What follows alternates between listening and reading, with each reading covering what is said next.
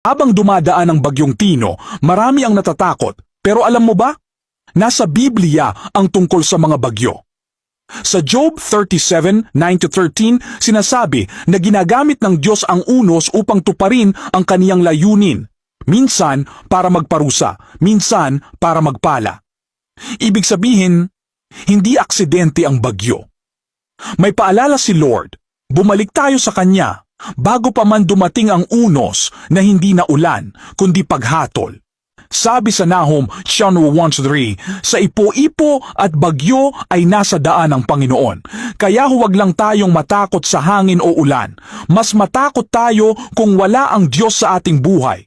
Tulad ni Jonas na pinadalhan ng bagyo upang matauhan, baka ito rin ang paraan ng Diyos para ipaalala na siya pa rin ang may kontrol.